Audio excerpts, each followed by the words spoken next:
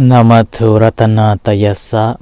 May I pay homage to Triple Gem, the Buddha, Dhamma and the Sangha. My respect goes to my parents and my teachers.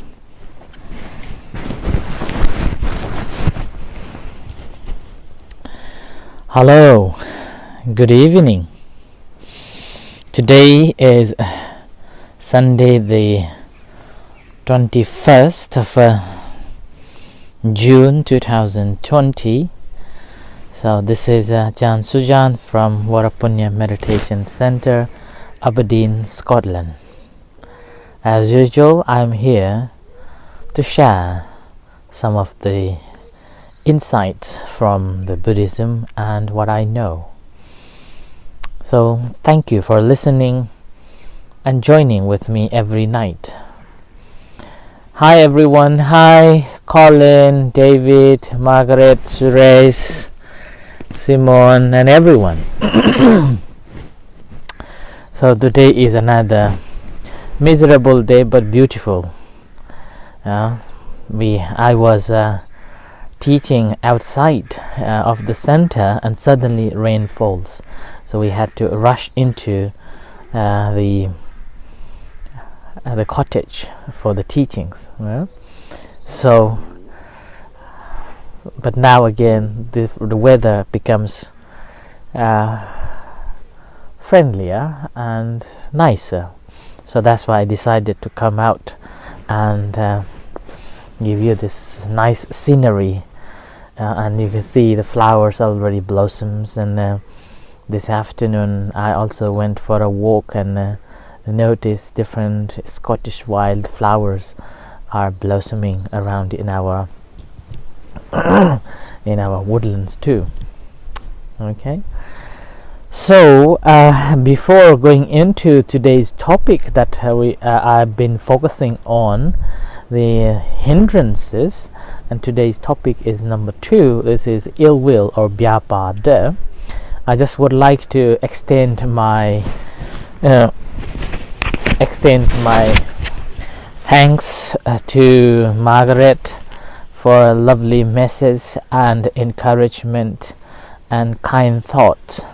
So it's really helped, and thank you. It encouraged me to continue podcasts and also helps me to reflect my own teachings. Okay, so thank you, Margaret, for the lovely thoughts and the message. And also thank you for Damayanti, who also wrote a very long message explaining that despite of being born as a Buddhist, never had a chance to practice properly or listen the Dhamma talk properly and practicing meditation. And now she is writing that I spoke about the 5 precepts last month on the day of the Vesak, a celebration, the day when the Buddha was born, his enlightenment and his passing away.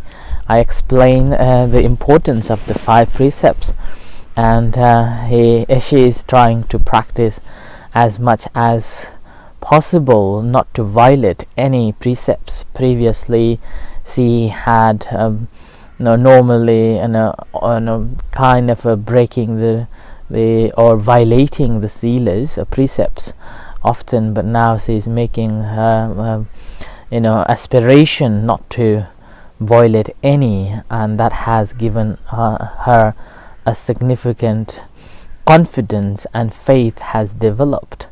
And quite nice to hear that she further says that she's, although it's a time difference from here to the other parts of the world, but she's always returning and reading and listening the talks and getting the information, and particularly the practice of a meditation has helped her significantly. So I'm very glad to know that. That also encouraged me to understand that my talks and guided meditations are helping. So it's really lovely to hear from you all. And also there's one lady who also wrote me saying that the teachings have helped her to overcome her stress and her trauma from the past. From the couple of days ago, I spoke about my own feelings and experiences, and which she related to her own problems and the traumas from the past, and with that she was able to overcome her traumas.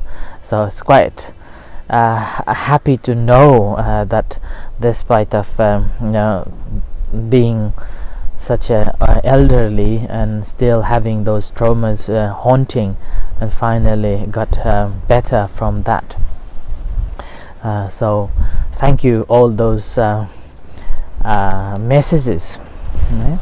In the meanwhile, also I would like to thank you, Elena and David, for the generous donations of £50 today towards the center's utility bills, and also all the ladies who came to offer food and other requisites to the monks. So thank you everyone for your all the generosity and all helps for the center and monks around, monks here at the center. So it's really good. And Anumodana, I really appreciate your generous support and help. One more thing, so that's the thought just came up into my mind, that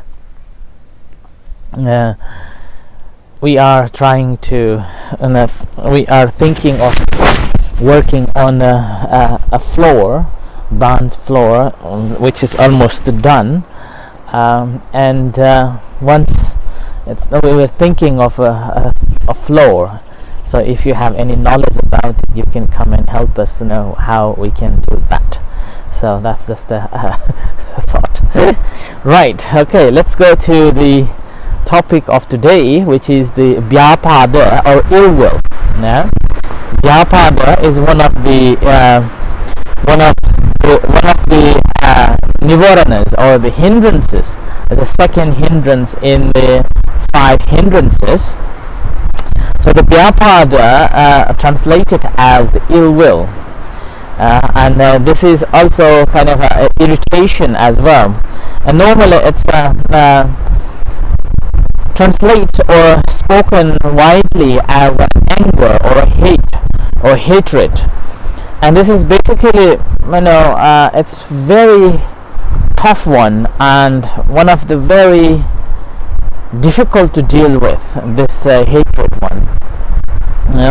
I will tell you my personal story again, that when I came to UK early years, I was helping and working with one community, and I was given a full in charge. And then later, because I wasn't born from the same ethnicity, I was kind of told off, and as a result I had to move to somewhere else.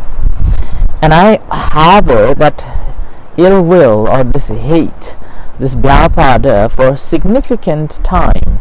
And every time when I hear this person's name, always I feel this pain in my heart. So later, as I was meditating, and I realized, why I'm having it. So, and later what I found that's simply because I wanted something and it's not happened as I wished, and as a result it's making me this ill will. And with that, suddenly my mindset changed, and now it transformed into a goodness, and a metta began. And that's simply because of that incident, I got this opportunity to learn this world better than before. If everything is going smoothly, everything is helping smoothly, then I would not be able to know this world better. And with that thought, the whole spectrum of my thought and my attitude, my feelings, emotion changed. So that's why this ill will or this Byāpāda is one of the very subtle things that will always, causing us a trouble, and always it's like a big heavy burden in our shoulder. We are holding to it every day. And even you can look at yourself.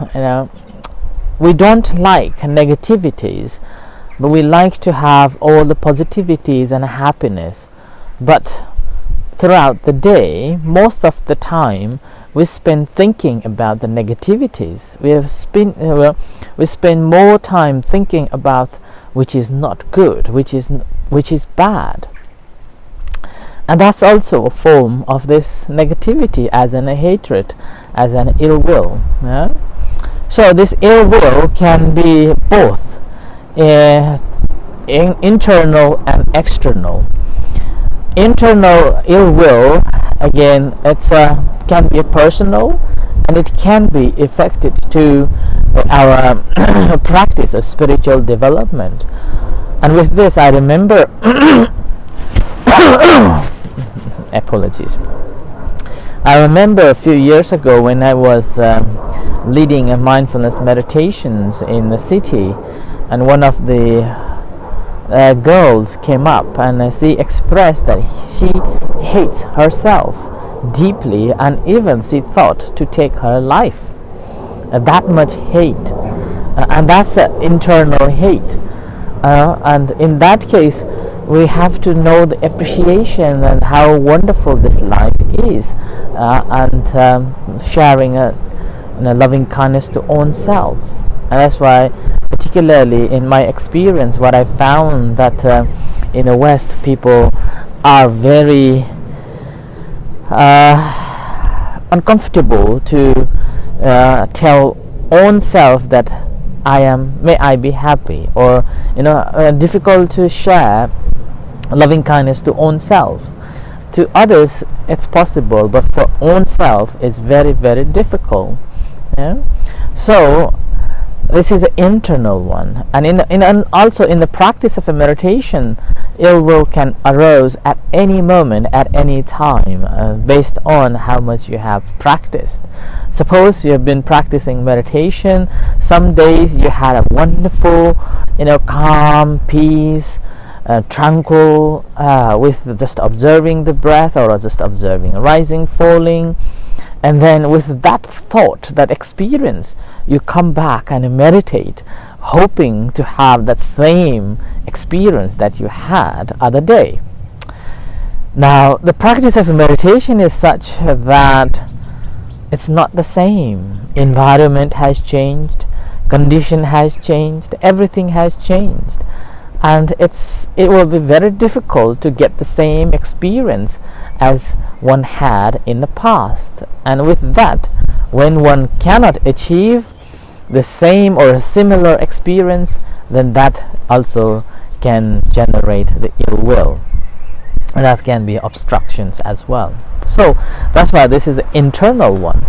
And the external one, again, this is about channeling to other people, and as well as the others' ill will or a hate or the anger. So here, channeling to others simply means that someone who doesn't do good, someone who doesn't do as we wish, then we generate this. Or sometimes simply the ill will generates because of their actions and things, and there is a thought of harming, there is a thought of even killing, or thought of no development, no progress, and those thoughts may arise, and that simply we are channeling it to that person. So that should be away, overcome as well. And in terms of the others, again, we shouldn't be supporting, or we shouldn't be encouraging other people to have this ill will or hate or the anger too. And the reason behind is that even you can experience in your life too. Whenever someone got angry, we can feel it, we can see it immediately.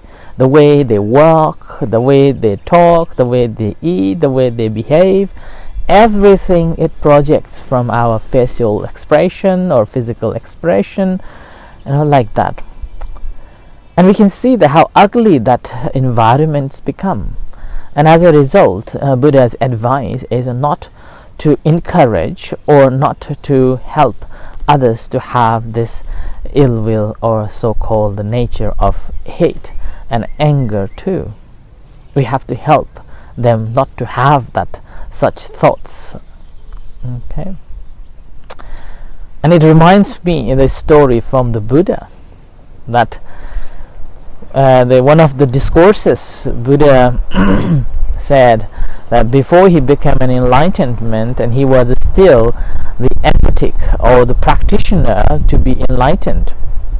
At that time, he was meditating, and he classified his thoughts into two categories. And one of the categories is a negative, and another one is the positive. In the negative categories, he explains about intentional thought of a sensuality, a thought of ill will, and a thought of a thought of what is called harming, thought of harming other beings. That was a negative thought he had. And then the second was against with these thoughts, the positive one. So then free from the sensual thoughts, free from ill will, and free from the nature of a harming or thought of a harming. So this ill will remained with him as long as before he became enlightened too. So that's why it's a opposite. The ill will also a part of the opposite of positive arising in our minds, that will stop for the progress of a liberation. And in a practice of a meditation, what we see that this comes a lot. And even the four foundations of a mindfulness meditation, Buddha taught it in a different words rather than a Byāpāda. He used it so many times. It's called abhijja. Abhijja means the covetousness and ill will. Now we have to overcome that as well, whether it is by observing the bodily contemplation, or whether it is sensual contemplation, the feeling contemplation. So this is it's there, and we have to overcome it one after another in order to get peace and harmony. The self-hatred, again, I think I have come across a lot. And last year when I was attending mental health first aid training, there was also a chapter on a self-help self-hatred, which has caused a lot of torturing and even taking their lives.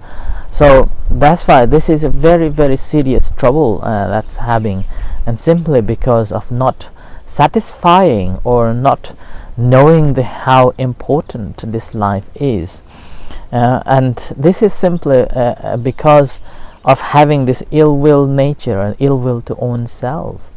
And the Buddha used the simile as like a bowl of water. Normally in the past probably didn't have a mirror to reflect, so I presume there were some of these discourses talks about the mirror, but in particular this topic on ill will, Buddha used the simile that a bowl of water, clean water, and you put still, and with that you can see your face, and you can see how beautiful or ugly your face is, or any dirts remain in your face.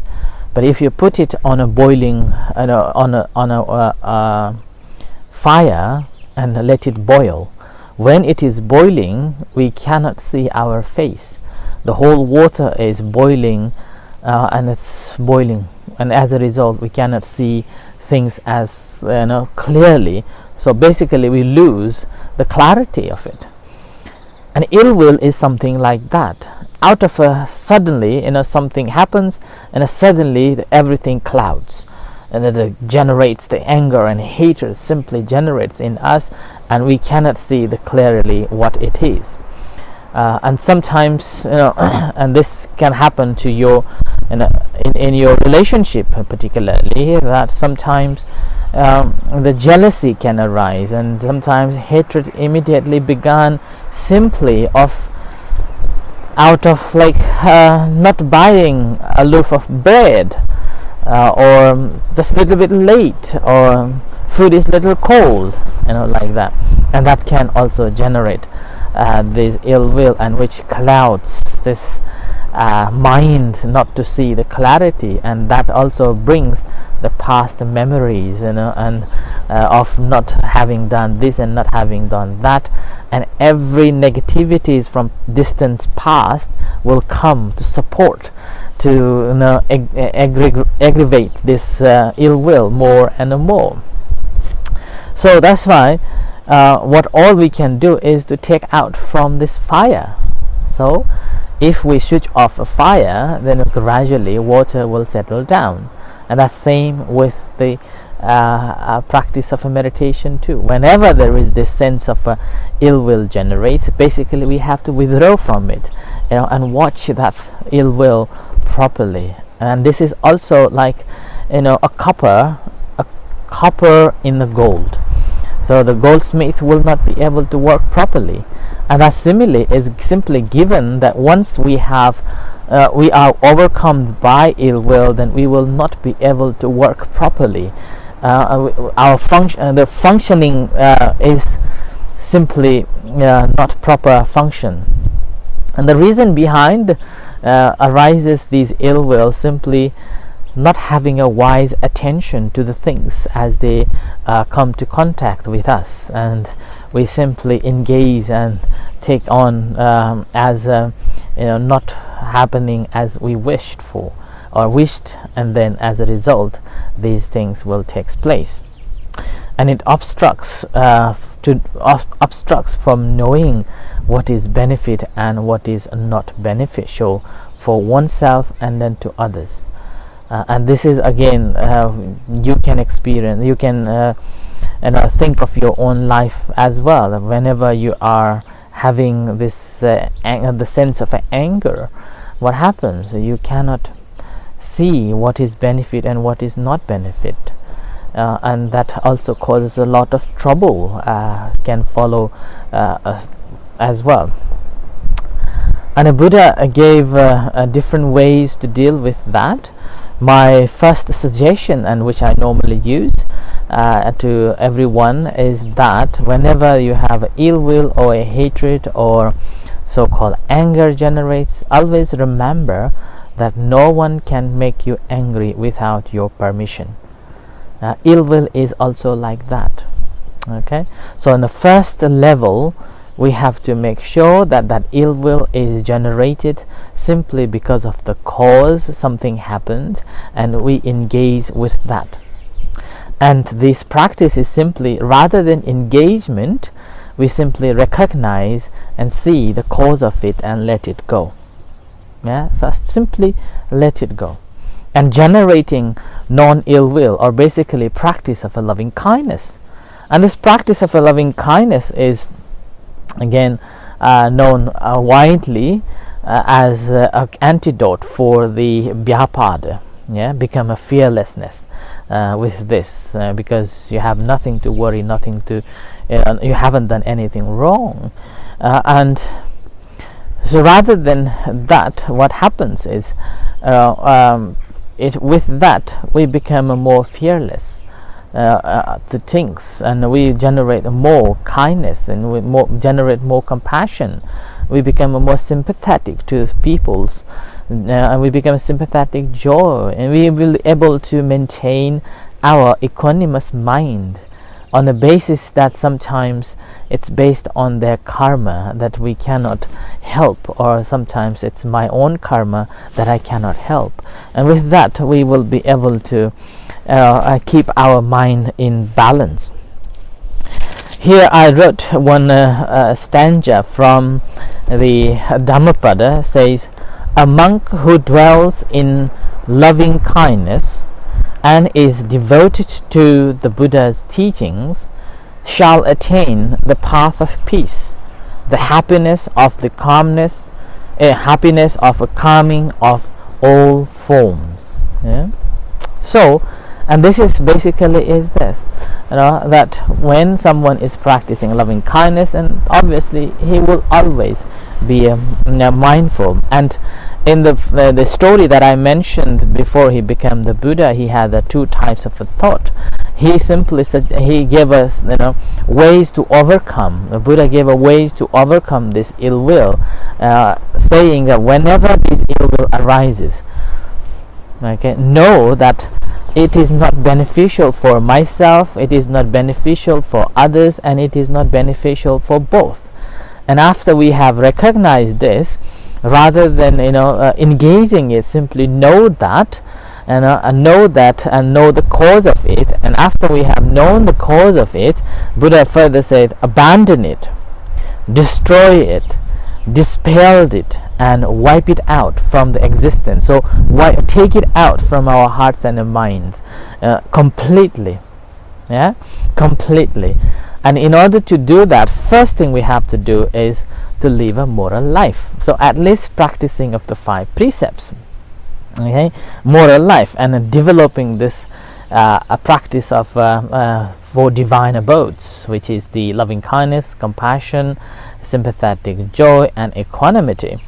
And more than that, we also have to have good friends who can support us to grow in this path of learning to be kind to one another.